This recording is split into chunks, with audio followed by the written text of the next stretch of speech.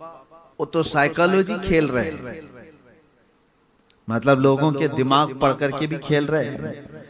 तो यहाँ पर तो बेचारे कुछ हमारे चले गए, लेकिन कुछ ऐसे हैं बहुत ढीठ हैं, इससे भी आगे करके दिखाते हैं, कुछ और बड़ी चीजें भी करके दिखाते हैं।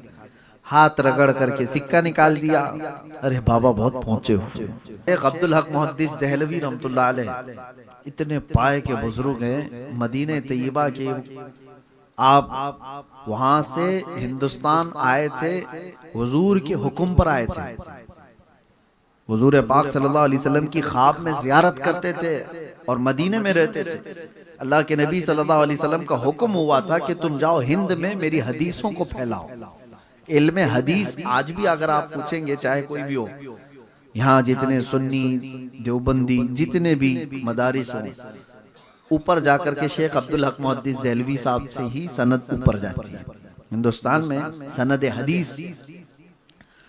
तो शाह साहब रहमतुल्लाह ताला अलैह जब यहाँ आए थे तो उनका एक मामूल था, हुजूर पाक सल्लल्लाहु अलैहि वसल्लम की बारगाह में अरीजा पेश करके आए थे, बड़ा दूर का सफर कर रहा हूँ, मदीने से दूरी मुझे बर्दाश्त नहीं होती, करम इतना फरमाए कि दिन भर में लोगों में हदीस की नशर व इशाअत करूंगा, शाम को थका हारा आ जाऊं, आंखें बंद करूं तो आका आपकी जियारत हो जाए, मदीने की जियारत हो जाए या रोज़ा रसूल की जियारत हो जाए। तो ये मामूल सैयदना अब्दुल हक मुहद्दिस दहलवी का था। जब आए, बुजुर्गों ने लिखा है कि वो दिन भर दर्स व तदरीस करते, हदीस पढ़ाते और शाम को मुराकबे में जाते, नबी पाक सल्लल्लाहु ताला अलैहि वसल्लम के रोजे की जियारत करते या हुजूर पाक की भी जियारत कर लेते। ये रोज का मामूल था। एक दिन ऐसा आया कि आप एक बस्ती से गुजर रहे थे, बहुत तवज्जो से सुने बाबाओं के आशिक लोग, और ये मेरा पैगाम सबको पहुंचा है। ये आज के जमाने का बाबा नहीं है, शेख अब्दुल हक मुहद्दिस दहलवी के जमाने की बात कर रहा हूं। गुजर रहे थे, किसी बस्ती से गुजरते गुजरते एक जंगल से आपका गुजर हुआ, तो आपने देखा एक खीमा लगा है और बहुत सारे लोगों की भीड़ जमा है। तो आप भी वहां पहुंच गए, लोगों से पूछा कि क्या है यहाँ पर। कहा एक बहुत बड़े बुजुर्ग हैं यहाँ पर, अल्लाह वाले हैं, बहुत पहुंचे हुए हैं और तसव्वुफ की बड़ी बातें हैं, दिल पर लगने वाली बातें उनकी हैं। तो मुरीदीन की बहुत बड़ी एक जमात बैठी हुई थी, आप भी वहां शरीक हो गए।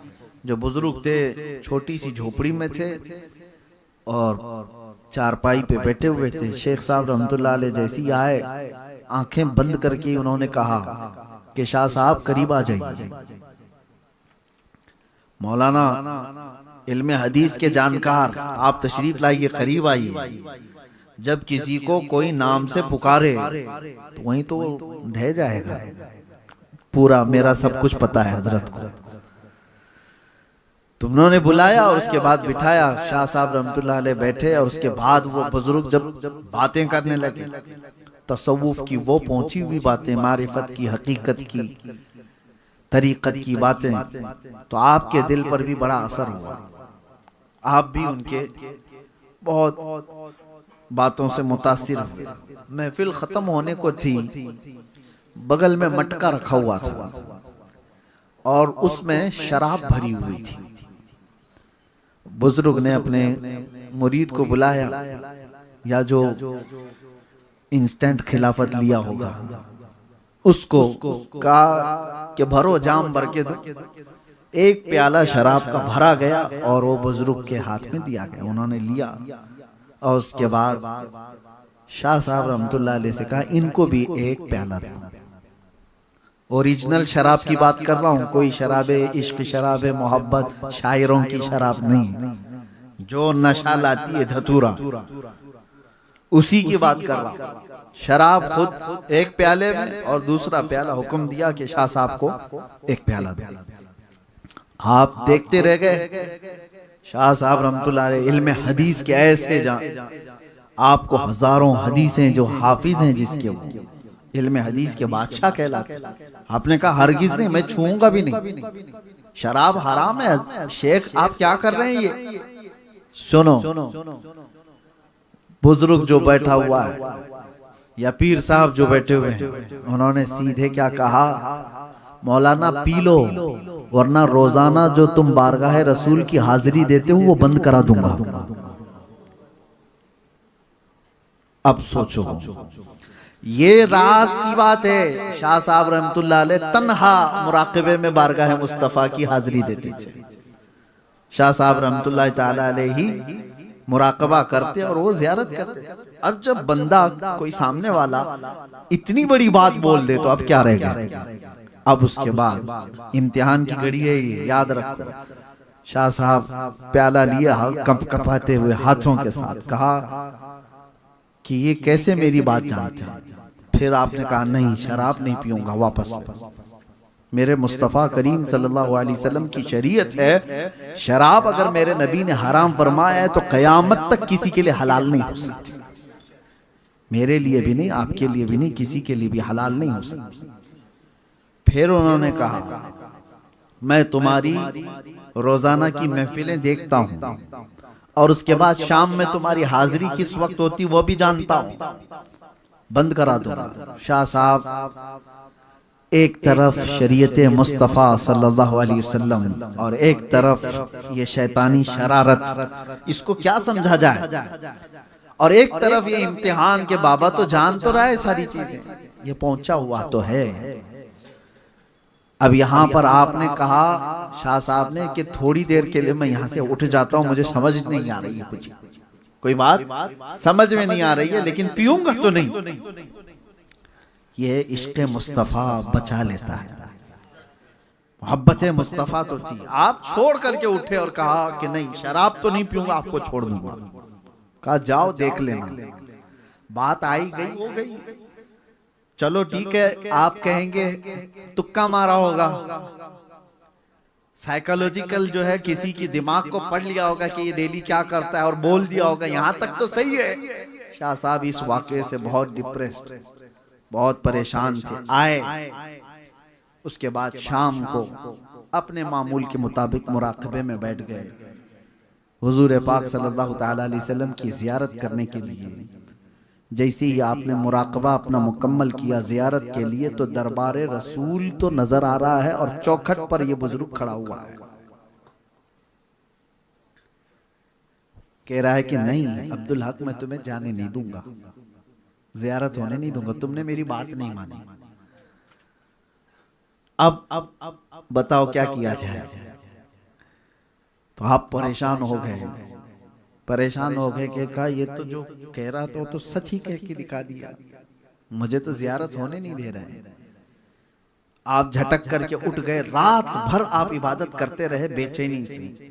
दूसरे दिन उस तरफ गए भी नहीं, दूसरे दिन गए नहीं, अपने आप को बर्दाश्त करते रहे। जाहिर सी बात है ये बोलने में आसान लग रहा है, एक आशिक रसूल की तड़प आप नहीं जानते जिसको बारगाह मुस्तफा से रोक दिया जाए। मियाँ आज हमको अगर कोई सिर्फ सफर में वहां रोक दे तो ऊपर नीचे हो जाते हैं, और वो ऐसे फना फिर रसूल जिनकी जिंदगी मुस्तफा के कदमों में है और वो रोजाना बारगाह मुस्तफा की हाजिरी देते हो, उनको अगर कोई रोक दे तो उनका क्या हाल होता है, बिस्मिल की तरह तड़पते हैं। फिर दूसरा दिन आया, रात को मुराकबे में बैठे, सेम वही पोजीशन कल वाली। आज भी वो शख्स खड़ा आंखों के सामने इनके नजर आता है और कहता है अब्दुल हक मैं तुम्हें हाजिरी देने नहीं दूंगा। दूसरा दिन इसी तरह गुजर गया। इस सिचुएशन को आप समझो कि दिल हो सकता है कभी माइल कर ले, जाके सुलह मुसालहत कर लेते हैं। इतनी बड़ी नेमत तो छूट रही है, इतनी बड़ी दौलत जो मेरे साथ रोजाना की थी वो छूट रही है, बात तो कर ले, उससे क्या मसला है। हो सकता है वो कोई ओरिजिनल शराब नहीं पिला रहा हो सकता है कोई और शराब पिला रहा हो, लेकिन शेख साहब कहते हैं बदबू तो वही धतूरे की है, ये नशा लाने वाली शराब की बात कर रहा है। कैसे हो सकता है ऐसे, बहुत अपोजिट चीज है। तीसरा दिन आया, तीसरी रात आई तो बेकरारी इतनी बढ़ गई, आपको मैं बता रहा हूं। आज आपने मुराकबा नहीं किया, आज हिम्मत नहीं हो रही थी, मुराकाबा नहीं किया।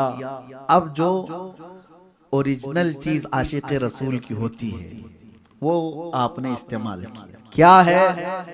सबसे बड़ी चीज जो आशिक रसूल के पास होती है उसकी वो सिसकियां जो हुजूर को पहुंचाती हैं। बेइख्तियार रो पड़े। बारगाह मुस्तफा ने कहा,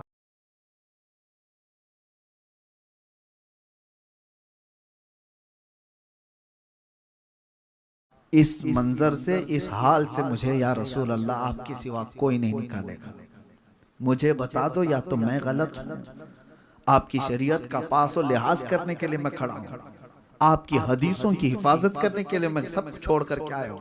आका, अगर मैं गलत हूं तो मुझे मार दिया जाए, मगर इस तड़प को और लंबी ना कीजिए, इस बेकरारी को और लंबी ना की जाए। अगर मुझसे कोई खता हुई है, ये जब दिल दर्द से रोता है तो बुजुर्गों ने फरमाया, मोहम्मद को हम बेकरारों में ढूंढो, मोहम्मद को गम गुसारों में ढूंढो सल्लल्लाहु अलैहि वसल्लम। अचानक आपकी आंखें बंद हुई, बारगाह मुस्तफा सल्लल्लाहु ताला अलैहि वसल्लम की हाजिरी नसीब हुई। सिर्फ इतनी ही नहीं, रोज़े रसूल से तेज आवाज आती है, उखरुज या कल्ब, ऐ कुत्ते हमारे दरबार से निकल जाओ।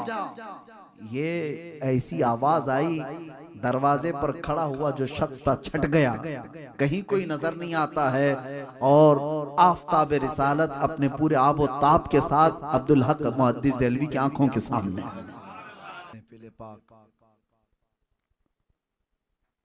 सरकार गौसे आजम रज़ी अल्लाह तआला अन्हु की 11वीं शरीफ की मुनासिबत से रखी गई।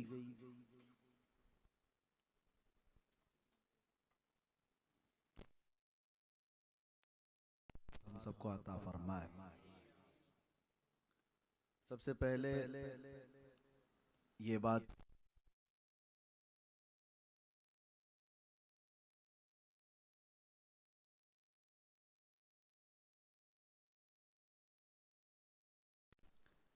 कि ये बहुत बड़ी बड़ी कॉन्फ्रेंसों और बड़े जलसों के मुकर्रिर हैं, और शायद कैमरे वाले बता दें तो पता चलेगा कि यहाँ कितनी बड़ी कॉन्फ्रेंस चल रही है, यहाँ कितना बड़ा जलसा चल रहा है। असल मसला बड़े जलसे, बड़े कॉन्फ्रेंस, बड़े मैदानों में खिताब करने का नहीं है। असल मसला नामूस रिसालत पे बयान करने का है। वो चाहे 4 लोग हों या 4 लाख लोग हों, हम बात सब जगह वही करते हैं। हमारे लिए तादाद मैटर नहीं करती। अगर वही मसला होता तो कभी हम एक कोहे तूर पे चढ़ के नहीं आते हैं। तकरीबन इतनी ऊंची सीढ़ियां चढ़कर और एक छोटी सी महफिल के लिए हमने कभी ऐसा स्टेटस नहीं बनाया है जहां हुजूर पाक सल्लल्लाहु ताला अलैहि वसल्लम की बात होती है, जहां अल्लाह ताला के महबूबों का जिक्र होता है। वो जिस इलाके में हो पहुंचने की हमारी अगर ताकत है तो हम उसमें हाजिर हो जाते हैं। स्टेटस देखना ये जरूरी नहीं होता। और दूसरी बात ये भी मैं आपको बता दूं, कभी कभार लाखों की तादाद में जमा हुए जलसे वो काम नहीं करते जो 4 लोगों की महफिल में बात हो जाती वो काम कर जाते। तो तादाद कभी मैटर करती नहीं। आपको मालूम होगा, आज से तकरीबन 3 साल पहले हमने एक जो मुबाहले का चैलेंज किया था, वो कोई बहुत बड़ी कॉन्फ्रेंस और बहुत बड़े जलसे में नहीं हुआ था। वो मस्जिद की एक छोटी सी महफिल थी जिसमें 40 से 50 लोग बैठे होंगे। लेकिन जो बात निकली, जहां पर निशाना लगाया गया था, सीधे जाकर कुत्ते पर निशाना लगी रहा। और कभी हमने नहीं देखा कि बड़ी कॉन्फ्रेंस होगी तो बोलेंगे बात वायरल होगी, ऐसा नहीं है। ये अल्लाह रब्बुल इज़्ज़त की शान है, वो जिस बात को जैसा चाहे वो अल्लाह तबारक ताला कायनात में फैला देता है। वो कादिर मुतलक है। तो हमें सिर्फ हुक्म किस चीज़ का है, वमा अलैना इल्लल बलागुल मुबीन। आप ये मत समझें कि तकरीर खत्म कर दिया, ये कुरान की आयत है सूरह यासीन शरीफ में, जिसका मतलब आप समझो। अभी मैंने पढ़ा तो सब शौक होकर देख रहे हैं कि हजरत खत्म हो गया, क्योंकि आप खत्म पे ही आयत सुनते हैं ना, वमा अलैना इल्लल बलाग। बहुत सारे लोग कुछ बात खत्म करने को भी यही कह जाते हैं, ये मजाक नहीं है, असल में ये हर आलिम दीन इसलिए बयान करते। ये अंबिया इकराम अलैहिस्सलाम की मान थी। अंबिया इकराम जब तबलीग करते थे और आखिर में वो ये कहते थे वमा अलैना इल्लल बलागुल मुबीन, मतलब ये है हम पर सिर्फ पहुंचाना फर्ज है, किसी को मार करके अमल करवाना यह हमारा काम नहीं है, किसी को हमसे एग्री करवाना ये हमारा काम नहीं है। हम पर काम क्या है, सिर्फ पहुंचाना, लोगों के दिलों में उतारना और दुनिया भर में फैलाना, ये रब की शान है, ये उसके अल्लाह तबारक व तआला के फजल पर है। खैर, आज जो बात सुननी थी आपको वो आपने सुन लिया। क़िबला उस्ताज़ुल असातिज़ा हज़रतुल अल्लामा मुफ्ती ज़ुबैर अहमद साहब क़िबला अदामल्लाहु क़बालहू से उनकी नासिहाना कलमात आप सुन रहे थे। बड़ों के बोलने के बाद फिर हमें ज़्यादा बोलने की ज़रूरत नहीं है, लेकिन चंद बातें चूँकि आप मोहब्बत में सुनने के लिए बैठे हैं तो अर्ज़ किए देता हूँ। हम निस्बतों वाले लोग हैं और हमेशा एक बात याद रखना, अपने बच्चों को भी ये चीज मुंतकिल करते चले जाओ। दीन कौन सा हमारे बच्चे इख्तियार करने वाले हैं आगे के दौर में, क्योंकि सारा का सारा इनका दारो मदार आज इंटरनेट पर है। सोशल मीडिया ये बहुत बड़ा सोर्स है इंफॉर्मेशन का, यानी आपको जो मालूमात पहुंचती है उसका सबसे बड़ा सोर्स आज के दौर में क्या है, सोशल मीडिया। कुछ भी आपसे पूछा जाए कैसे पता चला आपको, सोशल मीडिया ये बहुत बड़ा सोर्स है। और पहले के दौर में किसी से कुछ सवाल करते, अगर वो कोई मसला बताते भी तो आपको कैसे पता, तो कहते बहारी शरीयत में पढ़ा है मैंने, बुखारी शरीफ में पढ़ा है मैंने। वो किताबें सोर्स थी इंफॉर्मेशन की, और आज के दौर में सारी चीजों का सोर्स जो है वो सोशल मीडिया। दीनी नॉलेज भी दुनियावी नॉलेज भी, सब चीजों को उन्होंने सोर्स बनाया। इसलिए अब मैं आपसे कहता हूं कि अल्लाह के नबी सल्लल्लाहु ताला अलैहि वसल्लम का ये दीन, इसको बुजुर्गों ने फरमाया उन्दुर अम्मन तअखुदून दीनकुम, ये हमेशा देखा करो कि दीन किससे ले रहे हो। मार्केट में जाकर के अपना सामान खरीदने के लिए उसकी कैटेगरी चेक करते हो। डॉक्टर को दिखाना है अपना जिस्म तो आप उसकी डिग्रियां चेक करते हैं, इसका बैकग्राउंड कैसा है, किसी को इंजेक्शन से मार तो नहीं देता। और उसमें भी आप आम तौर पर डिग्री तो है ये BHMS, BAMS, BUMS, लेकिन आप किस चीज को तरजीह देते हो वो भी आपको पता है। आप देखते हैं MBBS होना चाहिए, उससे ज्यादा अगर MD हो तो उसको प्रेफर करें। जिस्म को दिखाने के लिए भी आप बहुत जांच पड़ताल कर रहे हो, सामान खरीदने के लिए भी जांच पड़ताल कर रहे हो, हर चीज में अपने मामलात के लिए वकील भी ढूंढते हैं तो उसके रिव्यूज लेते हैं पहले कि कैसे। ये सब चीजों में हम जांच पड़ताल कर रहे हैं, तो क्या हमारे दीन को हम इतना हल्का समझ लें कि ऐरा गैरा जो भी बयान कर गया उससे दीन ले लेंगे। सोर्स ऑफ इंफॉर्मेशन जो है, मालूमात का जो जरिया है आपका, उसके ऊपर आपकी हमेशा तवज्जो होना चाहिए। क्या चेक करना है, आप लो नॉलेज लो, इंटरनेट से लो, कहीं से भी लो, लेकिन एक कसौटी हमेशा अपने साथ रखना। मिसाल के तौर पर आपको पता ही नहीं है गोल्ड जो है नकली कैसा होता है, असली कैसा होता है, तो आप कभी भी ठगे जा सकते हो, अच्छी अच्छी दुकानों से भी ठगे जा सकते हो। लेकिन अगर आपके पास पारस है, चेक करने वाला कोई आला है, तो आप जहां पर भी जाएंगे अपने उस आले का इस्तेमाल करेंगे। मुझे बहुत कीमती चीज खरीदनी है तो चेक तो कर लो कि इसमें प्यूरिटी कितनी है, ओरिजिनल कितना है। आप चेक तो करोगे, किसी से करवा तो लोगे। दो चीजें तो करते हो सोना खरीदने से पहले। इसलिए एक पारस आपके पास होना चाहिए, एक कसौटी आपके पास होना चाहिए कि दीन जो हासिल कर रहे हो एक बहुत बड़ी दौलत आप हासिल कर रहे हो, और सोर्स आपको लेना है तो इस कसौटी के जरिए से परख करके जुब्बा कैसा है, इसकी टोपी कैसी है, इसकी दाढ़ी कैसी है, इसके पास डिग्रियां कौन सी हैं, ये इंजीनियर है कि डॉक्टर है कि प्रोफेसर है, कौन से मदरसे का फारिग है। ये सब चीजें बाद में मैटर करती हैं। सबसे पहले ये देखना इश्क़ रसूल कितना है, नबी पाक सल्लल्लाहु तआला अलैहि वसल्लम की ये मोहब्बत में कितना है। अगर इस चीज में वो पक्का है तो समझ लो कि आपके पास बिल्कुल ओरिजिनल दीन आएगा।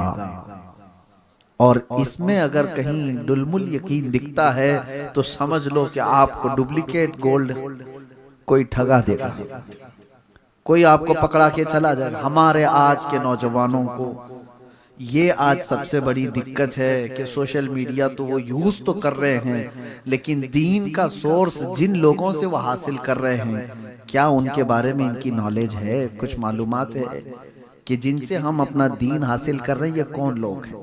ये बातें तमहीद के तौर पर मैंने क्यों कहा, अब आपको मैं बताता हूँ।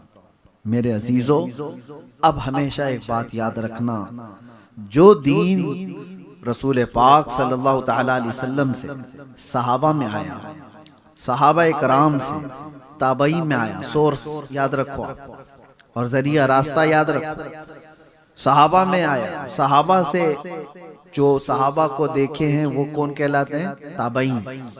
ताबईन के बाद औलिया कामिलीन, औलिया कामिलीन से ये उलमा अहले सुन्नत। ये जो सोर्स है हमेशा इसका ख्याल रखना कि वही दीन मेरा सच्चा है जिसको सिराते मुस्तकीम कहा गया है। ये सारे सोर्स में से कहीं किसी एक का भी कोई इनकार करता हुआ दिखता है तो समझ लो कि ये दूसरे रास्ते वाला है। सहाबा का इनकार करने वाला, ताबईन की गुस्ताखी करने वाला, औलिया की बेहुरमती करने वाला, उलमा की जमात से बगावत वाला, इस तरह से कोई भी शख्स आपको नजर आया तो उससे दीन हासिल करोगे तो गुमराही तुम्हारे सामने है। इसीलिए औलिया कामिलीन की बातें हम बार बार महफिलों में क्यों अर्ज करते हैं। ये जो महफिल है ना गौसे पाक की, गरीब नवाज की, क्यों मुनाकिद करते हैं, ये बताने के लिए कि ए मेरे बच्चों, हम पर हमारे पास जो दीन आया है वो गूगल का नहीं है, वो गरीब नवाज और गौसे पाक से होता हुआ है।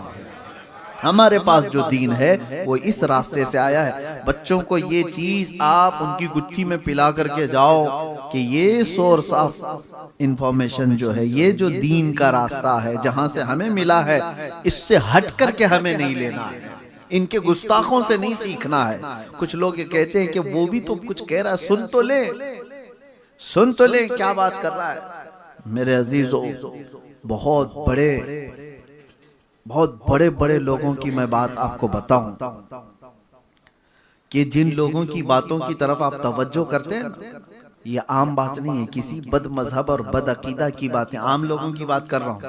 चले हम या दीगर उलमा इस्लाह है हाल के लिए किसी के साथ बात की है वो अलग बात है, किसी के साथ बैठक हुई उनसे कुछ समझने के लिए, तबादला ख्याल के लिए और दीगर मामलात के लिए, जो उलमा अहले सुन्नत जिम्मेदार, वो अगर उनके मामलात इस्लाह की खातिर, दीन की तबलीग की खातिर, सुन्नियत की खातिर अगर वो उनके मामलात वो एक्सेप्शन में, अवामुन्नास के लिए, अवाम अहले सुन्नत के लिए मैं कह रहा हूं कि अगर आप दीनी मामलात में किसी ऐसे की तरफ तवज्जो भी किया तो बुजुर्गों ने फरमाया कि मरने के बाद अल्लाह तबारक व तआला उसके साथ सख्त पकड़ फरमाएगा। एक बुजुर्ग का वाकया बयान किया गया है, बहुत पाए के बुजुर्ग हैं, उनके इंतकाल के बाद उनको किसी ने ख्वाब में देखा और पूछा क्या मामला किया, तो उन्होंने कहा कि 5 साल तक तो मुझे ऐसे ही खड़ा रखा गया। वजह क्या है? कहा कि मैं किसी बद मजहब की बात सुन रहा था। बदअकीदे शख्स की बात सुन रहा था। इस बारे में मेरे अजीजों, इस चीज को आप हल्के में ना ले। अब जो दौर आ रहा है, गुमराहियां तुम्हारी चौखट पर आ गई। कितने ऐसे मैं आपको बताऊं, कितने ऐसे रोज एक फिरका जन्म ले रहा है, उसका कोई बानी होगा। शैतान भी आज खड़ा हो जाए और कह भी दे कि मैं शैतान हूं, उसके फॉलोअर तो कुछ तो आएंगे। आप ये मत देखना कि किसके पीछे कितने लोग जा रहे हैं। आपने गुमराहियों के ये जो दरवाजे देखे, इसलिए मैं आपसे कह रहा हूं कि आपको परखने की उतनी सलाहियत नहीं है, तो खामखा इन दरवाजों पर मत बैठो। कोई कह रहा है कि रेफरेंस नंबर ये, रेफरेंस नंबर वो, फला, लेकिन वो गुस्ताख है सहाबा का, गुस्ताख है ताबईन का, गुस्ताख है औलिया का। तो उसकी उन बातों को भी ना सुनो, उन बातों को भी ना सुनो। हजरत इमाम अहमद बिन हम्बल रदी अल्लाह तआला अन्हु के मुतालिक ये बात है, नहीं उनसे कबल के एक बुजुर्ग हैं, उनसे ये रिवायत है कि एक बद मजहब शख्स उनको कुरान की बात सुना रहा था। तो आपने कहा तुम मत सुनाओ मुझे। कहा कुरान तो सच्चा है ना, सच्ची किताब। तो कहा अगर ये सुनने की आदत डाल ली जाए, आज तो कुरान सुना रहा है, कल इसके साथ कोई और चीज तो सुना देगा जो चीज थी ही नहीं उसके अंदर, तो सामने वाला उसको भी वही समझ बैठेगा। आपके सामने भी ये बहुत बड़ा चैलेंज है, बच्चों के लिए भी मैं कहता हूं। ये बात इसलिए अर्ज कर रहा हूं कि सरकार गौसे पाक रदी अल्लाह तआला अन्हु, सरकार गरीब नवाज पर ओछे हमले करने वाले ऐसे सोशल मीडिया के जोकर अभी देखे हमने। पाकिस्तान से उठे हुए वहां पता नहीं रोज एक फिरका जन्म लेता है, और 72 से ज्यादा हो चुके होंगे वहां पे। मैं इसीलिए कह रहा हूं कि इन तमाम चीजों को आप, सोशल मीडिया में कोई हद नहीं, कोई पाबंदी नहीं है कि क्या आपके सामने आ जाता है, लेकिन अपने आप को कंट्रोल इतना तो रखो कि मेरा रास्ता वही है जो इमाम अहले सुन्नत फाजिल बरेलवी ने बताया, सरकार गरीब नवाज ने बताया, गौसे पाक ने बताया, इमाम आजम अबू हनीफा, चारों अइम्मा इकराम ने बताया। वो कहां से लेकर के बताया? ताबईन और सहाबा का रास्ता बताया। यही सोर्स के जरिए से कायम रहोगे तो गुमराही से बचे रहोगे।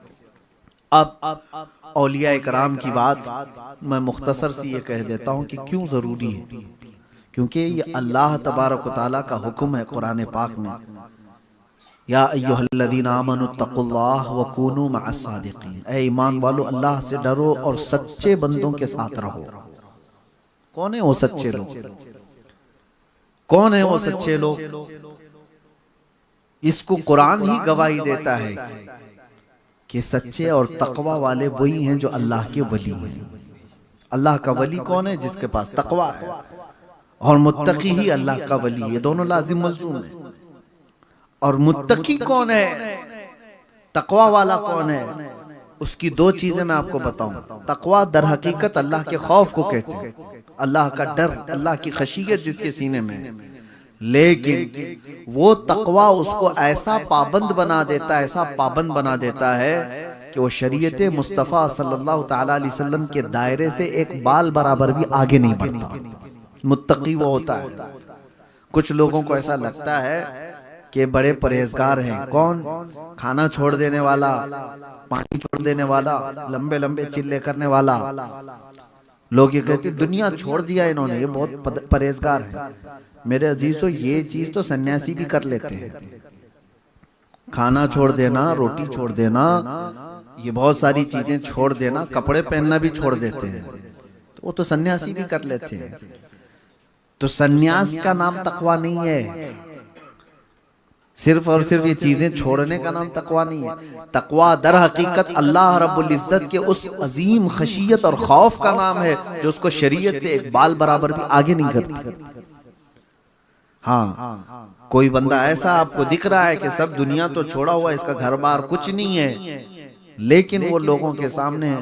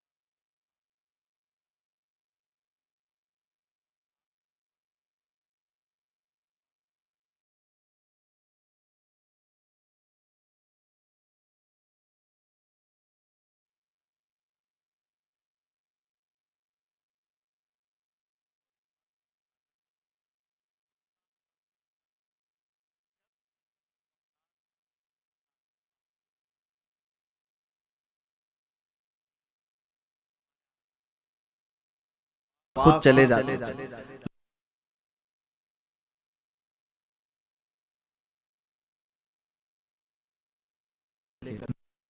उस बुजुर्ग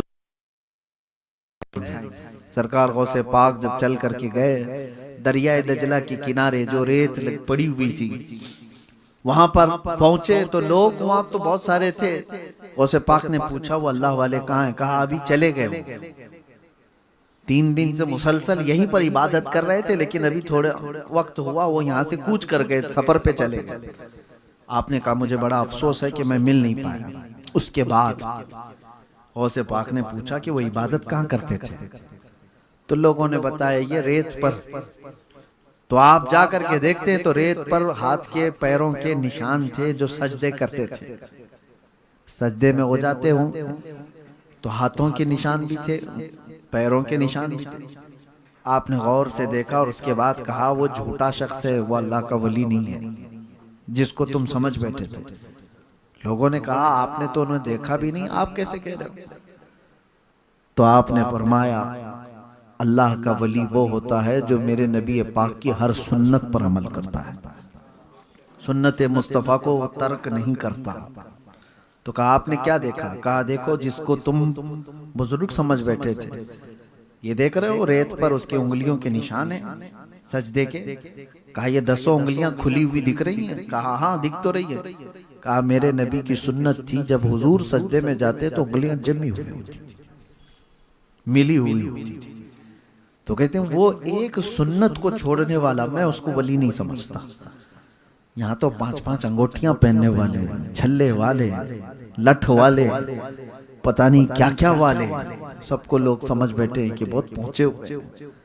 और एक बात मैं बता दूं, ऐसे वाले अगर कुछ करके भी दिखा दें तब भी आप मत धोखे में जाना।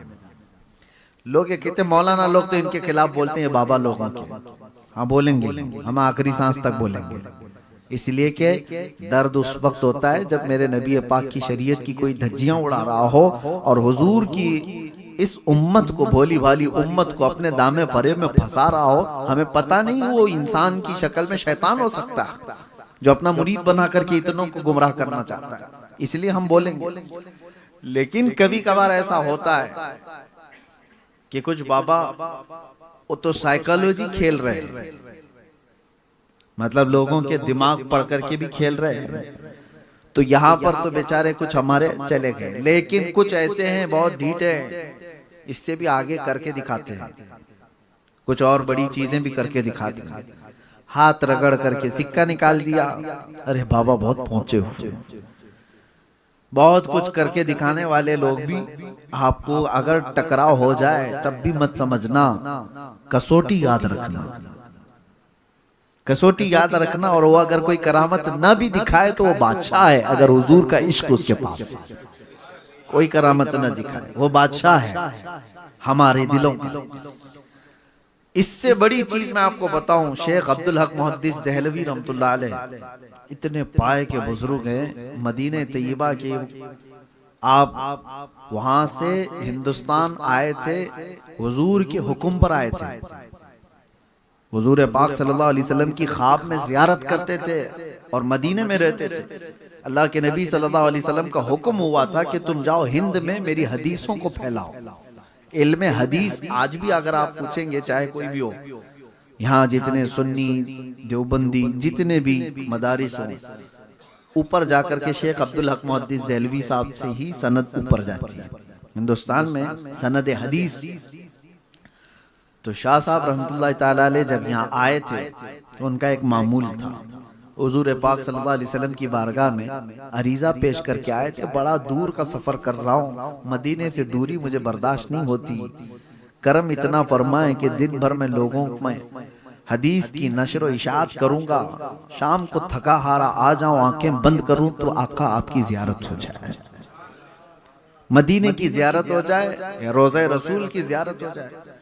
तो ये मामूल सैयदना अब्दुल हक मुहद्दिस देहलवी का था। जब आए, बुजुर्गों ने लिखा है कि वो दिन भर दर्स व तदरीस करते, हदीस पढ़ाते और शाम को मुराकबे में जाते, नबी पाक सल्लल्लाहु ताला अलैहि वसल्लम के रोजे की जियारत करते या हुजूर पाक की भी जियारत कर लेते। ये रोज का मामूल था। एक दिन ऐसा आया कि आप एक बस्ती से गुजर रहे थे, बहुत तवज्जो से सुने बाबाओं के आशिक लोग, और ये मेरा पैगाम सबको पहुंचा है। ये आज के जमाने का बाबा नहीं है, शेख अब्दुल हक मुहद्दिस देहलवी के जमाने की बात कर रहा हूं। गुजर रहे थे, किसी बस्ती से गुजरते गुजरते एक जंगल से आपका गुजर हुआ, तो आपने देखा एक खीमा लगा है और बहुत सारे लोगों की भीड़ जमा है। तो आप भी वहां पहुंच गए, लोगों से पूछा कि क्या है यहाँ पर। कहा एक बहुत बड़े बुजुर्ग हैं यहाँ पर, अल्लाह वाले हैं, बहुत पहुंचे हुए हैं, और तसव्वुफ की बड़ी बातें, दिल पर लगने वाली बातें उनकी हैं। तो मुरीदीन की बहुत बड़ी एक जमात बैठी हुई थी, आप भी वहां शरीक हो गए। जो बुजुर्ग थे छोटी सी झोपड़ी में थे और चारपाई पे बैठे हुए थे। शेख साहब रहमतुल्लाह अलैह जैसी आए, आंखें बंद करके उन्होंने कहा कि शाह साहब करीब आ जाइए। मौलाना इल्म हदीस के जानकार, आप तशरीफ लाइए, करीब आइए। जब किसी को कोई नाम से पुकारे तो वहीं तो ढह जाएगा, पूरा मेरा सब कुछ पता है हजरत को। तुमने बुलाया और उसके बाद बिठाया, शाह साहब रहमतुल्लाह अलैह बैठे, और उसके बाद वो बुजुर्ग जब बातें करने लगे, तसव्वुफ की वो पहुंची हुई बातें, मारिफत की, हकीकत की, तरीकत की बातें, तो आपके दिल पर भी बड़ा असर हुआ। आप भी उनके बहुत बातों से मुतासिर हुए। महफिल खत्म होने को थी, बगल में मटका रखा हुआ था और उसमें शराब भरी हुई थी। बुजुर्ग ने अपने मुरीद को बुलाया, या जो इंस्टेंट खिलाफत लिया होगा उसको, कहा कि भरो जाम भर के दो। एक प्याला शराब का भरा गया और वो बुजुर्ग के हाथ में दिया गया, उन्होंने लिया। और उसके बाद शाह साहब रहमतुल्लाह अलैह से कहा इनको भी एक प्याला दो। ओरिजिनल शराब की बात कर रहा हूँ, कोई शराबे इश्क, शराबे मोहब्बत, शायरों की शराब नहीं, जो नशा लाती है धतूरा, उसी की बात कर रहा हूँ। शराब खुद एक प्याले में और दूसरा प्याला हुक्म दिया कि शाह साहब को एक प्याला दो। आप देखते रह गए। शाह साहब रहमतुल्लाह अलैह इल्म हदीस के ऐसे जान, आपको हजारों हदीसें जो हाफिज हैं जिसके, वो इल्म हदीस के बादशाह कहलाते। आपने कहा हरगिज नहीं, मैं छूऊंगा भी नहीं, शराब हराम है। शेख आप क्या कर रहे हैं ये? सुनो, बुजुर्ग जो बैठा हुआ है या पीर साहब जो बैठे हुए हैं, उन्होंने सीधे क्या कहा, मौलाना पी लो, वरना रोजाना जो तुम बारगाह रसूल की हाजिरी देते हो वो बंद करा दूंगा। अब सोचो, ये राज की बात है। शाह साहब रहमतुल्लाह अलैह तन्हा मुराकबे में बारगाह मुस्तफा की हाजिरी देते थे।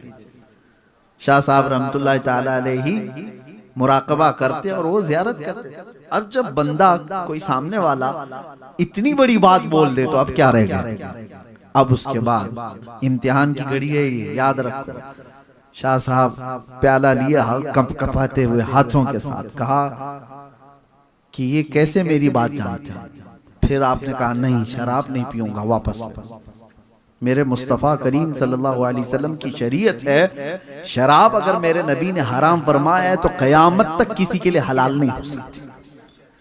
मेरे लिए भी नहीं, आपके लिए भी नहीं, किसी के लिए भी हलाल नहीं हो सकती। फिर उन्होंने कहा मैं तुम्हारी रोजाना की महफिलें देखता हूं और उसके बाद शाम में तुम्हारी हाजिरी किस वक्त होती वो भी जानता हूं, बंद करा दूंगा। शाह साहब एक तरफ शरीयत मुस्तफ़ा सल्लल्लाहु अलैहि वसल्लम और एक तरफ ये शैतानी शरारत, इसको क्या समझा जाए, और एक तरफ ये इम्तिहान के बाबा तो जान तो रहा है सारी चीजें, ये पहुंचा हुआ तो है। अब यहाँ पर आपने कहा शाह साहब ने कि थोड़ी देर के लिए मैं यहाँ से उठ जाता हूँ, मुझे समझ नहीं आ रही है, कुछ कोई बात समझ में नहीं आ रही है, लेकिन पीऊंगा तो नहीं। ये इश्क मुस्तफ़ा बचा लेता है। मोहब्बत मुस्तफ़ा तो थी, आप छोड़ करके उठे और कहा जाओ देख लेना। बात आई गई हो गई, चलो ठीक है, आप कहेंगे तुक्का मारा होगा, साइकोलॉजिकल जो है किसी की दिमाग को पढ़ लिया होगा कि ये डेली क्या करता है और बोल दिया होगा, यहां तक तो सही है।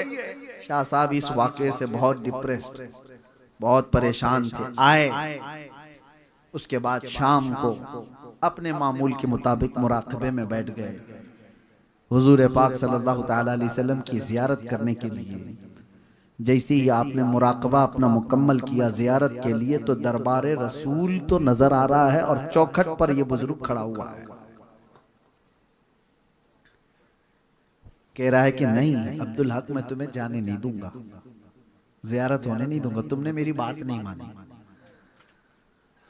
अब बताओ क्या किया जाए। तो आप परेशान हो गए, परेशान हो गए कि कहा ये तो जो कह रहा था तो सच ही कह के दिखा दिया, मुझे तो जियारत होने नहीं दे रहे। आप झटक करके उठ गए, रात भर आप इबादत करते रहे बेचैनी से। दूसरे दिन उस तरफ गए भी नहीं, दूसरे दिन गए नहीं, अपने आप को बर्दाश्त करते रहे। जाहिर सी बात है, ये बोलने में आसान लग रहा है, एक आशिक रसूल की तड़प आप नहीं जानते, जिसको बारगाह मुस्तफा से रोक दिया जाए। मियाँ आज हमको अगर कोई सिर्फ सफर में वहां रोक दे तो ऊपर नीचे हो जाते हैं, और वो ऐसे फना फिर रसूल जिनकी जिंदगी मुस्तफा के कदमों में है और वो रोजाना बारगाह मुस्तफा की हाजिरी देते हो, उनको अगर कोई रोक दे तो उनका क्या हाल होता है, बिस्मिल की तरह तड़पते हैं। फिर दूसरा दिन आया, रात को मुराकबे में बैठे, सेम वही पोजीशन कल वाली। आज भी वो शख्स खड़ा आंखों के सामने इनके नजर आता है और कहता है अब्दुल हक, मैं तुम्हें हाजिरी देने नहीं दूंगा। दूसरा दिन इसी तरह गुजर गया। इस सिचुएशन को आप समझो कि दिल हो सकता है कभी माइल कर ले, जाके सुलह मुसालहत कर लेते हैं। इतनी बड़ी नेमत तो छूट रही है, इतनी बड़ी दौलत जो मेरे साथ रोजाना की थी वो छूट रही है, बात तो कर ले, उससे क्या मसला है। हो सकता है वो कोई ओरिजिनल शराब नहीं पिला रहा हो सकता है कोई और शराब पिला रहा हो, लेकिन शेख साहब कहते हैं बदबू तो वही धतूरे की है, ये नशा लाने वाली शराब की बात कर रहा है, कैसे हो सकता है ऐसे, बहुत अपोजिट चीज है। तीसरा दिन आया, तीसरी रात आई तो बेकरारी इतनी बढ़ गई, आपको मैं बता रहा हूं। आज आपने मुराकबा नहीं किया, आज हिम्मत नहीं हो रही थी, मुराकाबा नहीं किया। अब जो ओरिजिनल चीज आशिक रसूल की होती है वो आपने इस्तेमाल किया। क्या है सबसे बड़ी चीज जो आशिक रसूल के पास होती है, उसकी वो सिसकियां जो हुजूर को पहुंचाती हैं। बेइख्तियार रो पड़े, बारगाह मुस्तफा ने कहा इस मंजर से, इस हाल से मुझे या रसूल अल्लाह आपके सिवा कोई नहीं निकालेगा, मुझे बता दो या तो मैं गलत हूं, आपकी शरीयत का पास और लिहाज करने के लिए मैं खड़ा हूं, आपकी हदीसों की हिफाजत करने के लिए मैं सब छोड़ कर के आया हूं। आका अगर मैं गलत हूं तो मुझे मार दिया जाए, मगर इस तड़प को और लंबी ना कीजिए, इस बेकरारी को और लंबी ना की जाए, अगर मुझसे कोई खता हुई है। ये जब दिल दर्द से रोता है तो बुजुर्गों ने फरमाया मोहम्मद को हम बेकरारों में ढूंढो, मोहम्मद को गम गुसारों में ढूंढो सल्लल्लाहु अलैहि वसल्लम।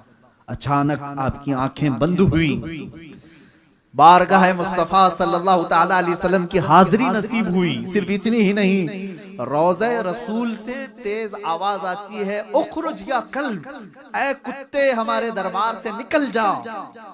ये ऐसी आवाज आई, दरवाजे पर खड़ा हुआ जो शख्स था छट गया, कहीं कोई नजर नहीं आता है, और आफताब रिसालत अपने पूरे आबो ताब के साथ अब्दुल हक मुहद्दिस देहलवी की आंखों के सामने।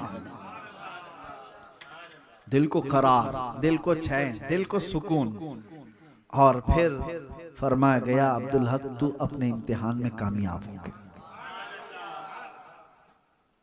देखा गया कि तू शरीयत को छोड़ता है इस चीज के लिए भी, यानी हुजूर के दीदार के लिए भी शरीयत नहीं छोड़ी जाती। दूसरी तो चीजें छोड़ो, हुजूर के दीदार के लिए भी शरीयत नहीं छोड़ी जाती। शाह साहब रहमतुल्लाह ताला अलैह। उसके बाद जाहिर सी बात है जो इस पोजीशन पे पहुंचता है ना, तो फिर उसका ईमान हिमालय से बुलंद बहुत बुलंद हो जाता है। मजबूत ईमान के साथ आप निकले और उसके बाद फिर सोचा कि जाकर के अब जंगल में बैठे हुए उस पाखंडी को बात करूं, कहां चला गया वो। तो जा करके उस रास्ते पर जाते हैं तो देखा मुरीदीन तो हैं बेचैन बेकरार, इधर उधर कोई इधर पकड़ो छोड़ो ये सब चीजें चल रही हैं। और कुटिया कहाँ है, झोपड़ी कहाँ है? तो देखा गया झोपड़ी में आग लगी हुई है, धुआं धुआं है। लोगों से पूछा कि साहब कहाँ चले गए, कहाँ गए पीर साहब? तो लोगों ने कहा हजरत हमको पता नहीं, अचानक एक हादसा हुआ, एक बिजली कड़की, बिजली का शोला झोपड़ी पर पड़ा तो पड़ा बिजली भी कि इस शोले से आग की चिंगारियां निकलने लगी, धुआं तो आ रहा है। हम पीर साहब को बचाने के लिए निकले तो देखा झोपड़ी से पीर साहब नहीं, एक कुत्ता जा रहा था। शेख साहब ने फरमाया कुत्ता ऐसा ही नहीं था, मेरे मुस्तफा के हुक्म पर निकला हुआ कुत्ता था, वो शैतान था। और शैतान को अल्लाह ने इतनी ताकत दी है वो तुम्हारे तसव्वुरात में भी आ सकता है। आप क्या समझ रहे हो? तुम्हारे तसव्वुरात, बल्कि ये फरमाया गया है कि शैतान तुम्हारे खून के साथ दौड़ रहा है, खून के साथ दौड़ रहा है। तो यहां तक भी बात पहुंच जाए तब भी याद रखना मेरे मुस्तफा की शरीयत को नहीं छोड़ सकते हम। हुजूर पाक सल्लल्लाहु तआला अलैहि वसल्लम को छोड़ करके, उनकी शरीयत को छोड़ करके चाहे कोई भी हो वो ठोकर में बे उनके वास्ते खुदा कुछ अता करे, हाशा गलत गलत ये हवस बेबसर की है। आला हजरत फरमाते हैं बखुदा खुदा का यही है दर, नहीं और कोई मफर मकर, जो वहां से हो यही आके हो, जो यहाँ नहीं तो बात समझ में आए, जो यहाँ नहीं तो वहां नहीं। कोई अगर कहता है मैं पहुंचा हुआ हूं अल्लाह की बारगाह में, पहले ये देखो मदीना पहुंचा है कि नहीं पहुंचा। जो यहाँ नहीं तो हाँ ये हो ही नहीं सकता। बे उनके वास्ते खुदा कुछ अता करे। और फिर आला हजरत तो यहाँ तक कहते अल्लाह का जिक्र करते हो ना, अल्लाह का जिक्र करते हैं हम, अल्लाह अल्लाह अल्लाह अल्लाह ये जिक्र है, बहुत सारे अस्कार हैं। लेकिन आशिक रसूल क्या कहता है, कभी इसमें भी आकर के बहक मत जाना कि शैतान को रब तबारक व तआला की वहदानियत से कोई टेंशन ही नहीं है। पहले से वो अल्लाह तबारक व तआला का मुखालिफ थोड़ी ना था। वो अल्लाह तबारक व तआला को चैलेंज भी दे करके जो आया ना कुरान में है 23वें पारे में, कहता है फबी इज्जतिक ला उग़वियन्नहुम अजमईन, तेरी इज्जत की कसम। अल्लाह से क्या कह रहा है वो, तेरी इज्जत, यानी शैतान मानता है ना अल्लाह की इज्जत पे उसको सवाल नहीं है। तो जिक्र के मुतालिक भी आपको मैं बता दूं, उससे टेंशन नहीं है, अल्लाह के जिक्र से। आला हजरत यही कहते हैं जिक्र खुदा जो उनसे जुदा चाहो नजदियो, जिक्र खुदा जो उनसे जुदा चाहो नजदियो, यानी हुजूर को छोड़ करके अगर तुम कहते हो कि खुदा का जिक्र है, ये कहते हैं वल्लाह जिक्र हक नहीं कुंजी सकर की है। ये जिक्र हक नहीं है, जहन्नम की चाबी है।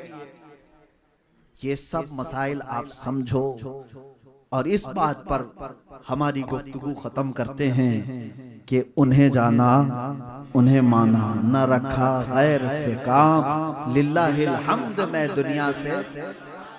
इसके दूसरे शेर पर आप तवज्जो दें, आला हजरत क्या फरमाते हैं, किसी का कोई भरोसा नहीं है कि मरने के वक्त किस हाल में जाएगा, किसी को पता नहीं।